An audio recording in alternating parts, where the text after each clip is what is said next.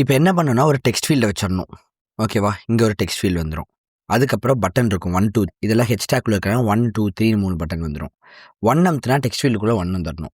2 அமுத்துனா text ஃபீல்டுக்குள்ளே 2 வந்துடும். 3 அமுத்துனா text field. இவ்வளோ தான் இங்கே பண்ணியிருக்காங்க. அது இல்லாமல் அது கன்சோல் லாக் ஆகணும், சிஎல்ஓ ஆகணும்.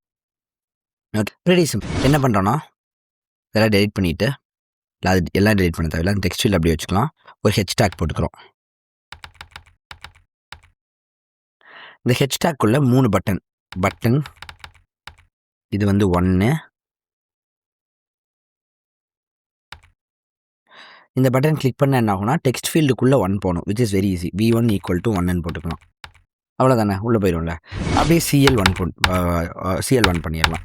அதான் இங்கேயும் பண்ணியிருக்காங்க, தெரியுதா? இப்போ என்ன பண்ணலான்னா இது அப்படியே 2 3க்கு இன்னும் 2 பட்டன் க்ரியேட் பண்ணிக்கலாம். 2 3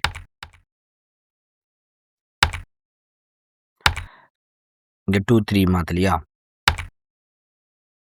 ஸோ இதை கிளிக் பண்ணுறப்போ இங்கே 2 வரும், இதை கிளிக் பண்ணுறப்போ 3 வரும். பரவாயில்ல, அங்கே மட்டும் 1 ஆகிட்டுருக்கோம். தெரியுதா என்ன நடக்குதுன்ட்டு? ஸோ இங்கே சிஎல்குள்ளே மட்டும் மாற்றிட்டோன்னா போதும். சிஎல் இன்டீஜரும் அக்செப்ட் பண்ணிக்கோங்கிறனால நம்ம அப்படியே கொடுத்துக்கலாம். ஓகே, இப்போ வந்து நம்ம என்ன ப்ரெஸ் பண்ணுறோமோ அது வந்து வரும். இவ்வளோ தான், புரிஞ்சிருச்சு.